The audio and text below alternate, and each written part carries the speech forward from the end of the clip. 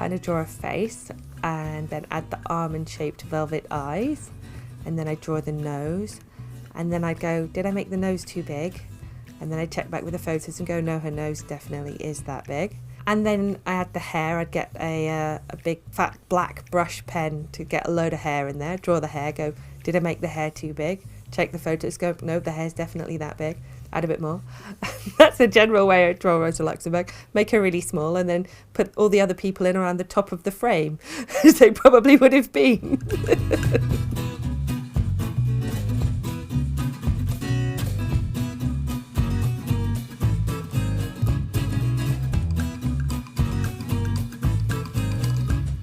I started off as an activist rather than a cartoonist. So I started off participating in public protest and then making cartoons about that.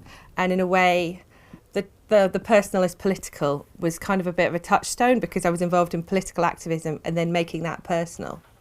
Red Rosa was the project of Paul Buell, who is a distinguished comics academic in the US, in Chicago, and he's dedicating his retirement to getting graphic biographies written of various left-wing figures. He's edited a comic history of the industrial workers of the world, and so he knew that Rosa Luxemburg was an obvious next choice. Initially I was approached saying maybe he would script it and I would draw it, but then I was like, no, I want to script it too. I jumped right in there with her literature and her letters, and I knew there was a lot there to build a book on. So I would go through and I would try and find the little paragraphs that really sort of, from her writings, that almost like the tweetable bits, which is quite hard to do. So it was a question of editing and editing down, and then constructing cartoons that would explain the meaning behind her work. They're all there in the book in cartoon form, but because it's part of the comic and it's woven into the narrative, you don't feel like you're being educated when you read it. I wanted her work to be able to be translated to a wider audience of people who wouldn't necessarily be able to get through 600 pages of analytical text.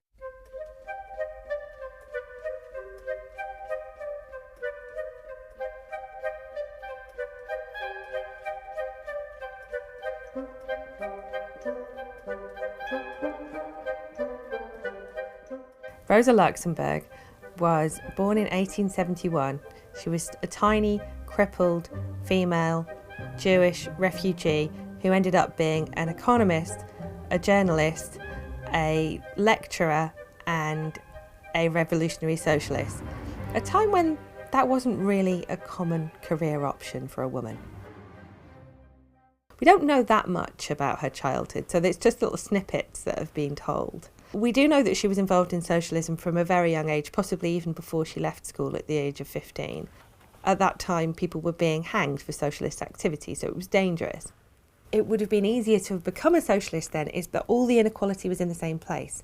You'd have your super rich people travelling around in carriages, and then you have all the workers who are literally dying of overwork and literally starving to death. It's happening in the same town, it's happening in the same city.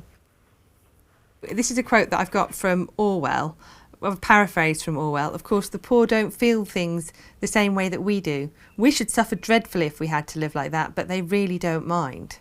And her friend's going, quite so. Now, Rosa here is looking a bit murderous and she's got a knife out. I'm not sure what she's going to do next. But in fact, she's taking a quote that she really said, she really wrote. I don't think she wrote it in a school desk. I want to burden the conscience of the affluent with all the suffering and all the hidden bitter tears. From there, I extrapolate and I bring out the tension and the drama by showing these other less intelligent, richer, more privileged children and showing the unfairness of that. That's a way of sort of giving her teenage rebellion some context. And when she initially became active in the socialist movement, it soon became clear that she would have to leave Poland because it's not like she was going to blend in. Her parents were prepared to pay to send her to university like they had her brothers as well, which was unusual for someone at that time. So it happened with the support of her family that she went off to become this incredible thinker and lecturer. She went to Switzerland to university. She went to Germany.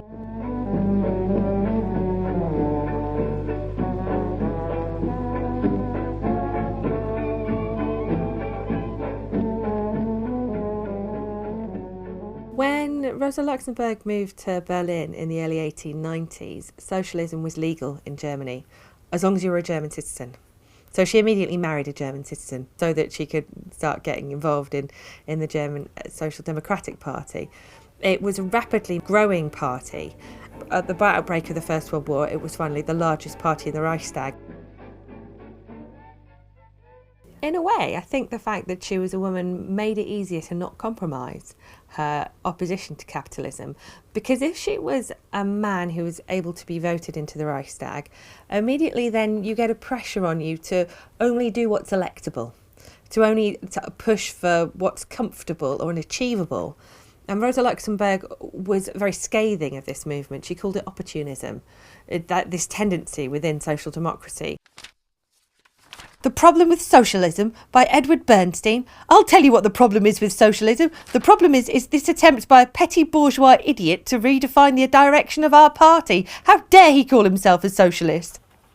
He thought that as capitalism develops things like credit systems within it, that it will stop imploding from time to time. Now, Luxemburg wrote a brilliant riposte to this.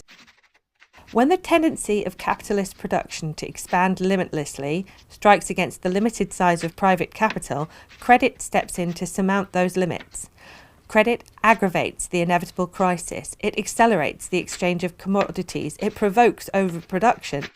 It helps to bring on and extend the crisis by transforming all exchange into an extremely complex and artificial mechanism which is easily disarranged at the slightest occasion. There is such a thing as Luxemburgism. It would be an implacable opposition to capitalism, structural opposition to capitalism. She's not into the idea of making capitalism better. She's into the idea of getting rid of capitalism and replacing it with something better. And then I have to somehow incorporate the meaning of that into the text. So the way that I do that is I take small segments of the work that give a proper flavour of it, and then I illustrate it with visual metaphors. Now, the accumulation of capital isn't a very easy thing to make interesting. So I have her relating it in a conversation with her cat, because everyone likes cats. And then I can use the cat at this point. We're led to believe that the market simply grows bigger because the market grows bigger. The logic is circular. Yes, Mimi, like a cat chasing its tail. Imperialism, Mimi. Capitalism expands by forcing its way into non-capitalist markets. It must in order to exist. Capitalism can never peacefully coexist with other forms of existence. It is a rampaging tiger committed to the destruction or absorption of all other ways of life except its own. Force is the only solution available to capitalism. The accumulation of capital employs force as a permanent weapon. That's one of my favourite quotes of Luxemburg. And I've emphasised it here by her having a First World War bayoneting her own papers and dripping inky blood.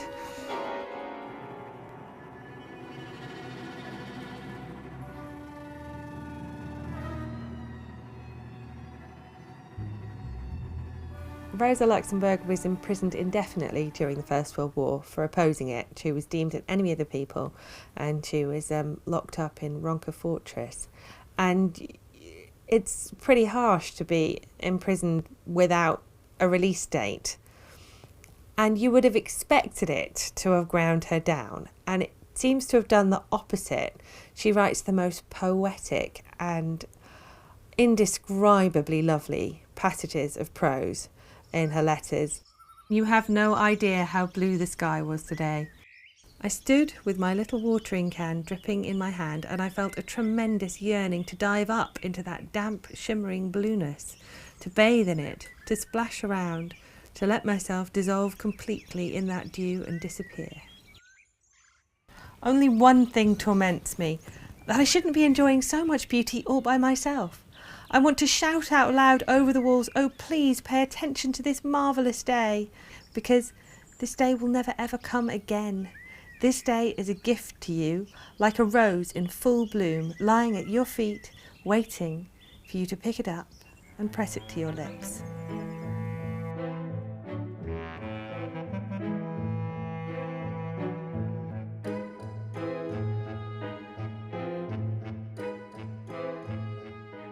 The revolution happened about the 9th of November 1918, It seemed like it was going to be very similar to events in Russia. It starts off with the first sailors revolting at Wilhelmshaven naval base, and then from then people take charge all over the streets, and as though it's going to be the same as in Russia, they get rid of the existing social order, they get rid of the king, and they put the socialists in charge.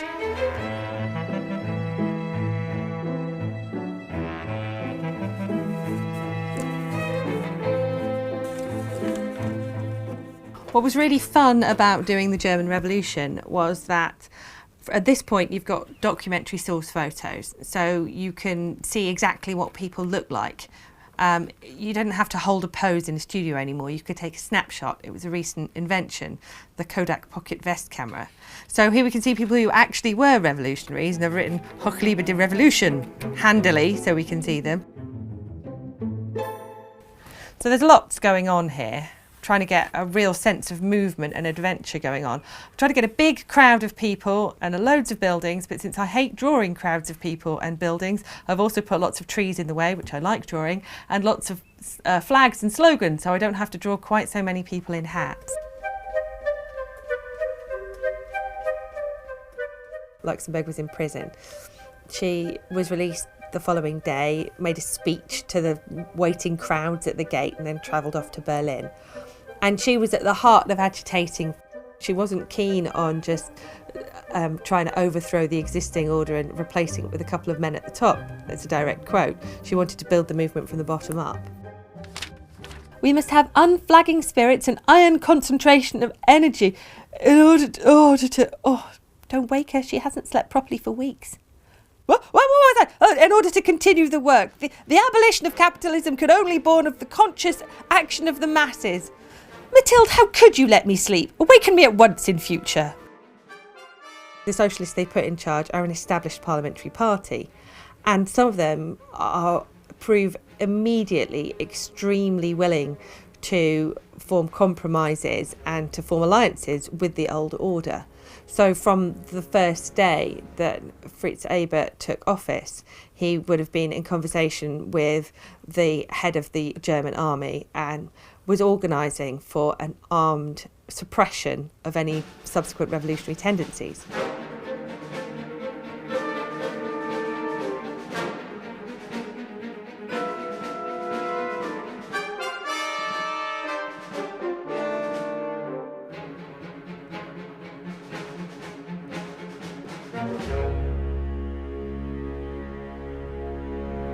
Order prevails in Berlin? You foolish lackeys, your order is built on sand. Tomorrow, the revolution will rise up again, clashing its weapons, and it will proclaim with trumpets blazing, I was, I am, I shall be. Our entire population can suddenly arise from their passive state and spring into activity. Her writings on that are always relevant. It's always worth bearing in mind that even if it looks like you're living in a period of relative stability, the seeds of revolution are probably always there. It's what to do with it next.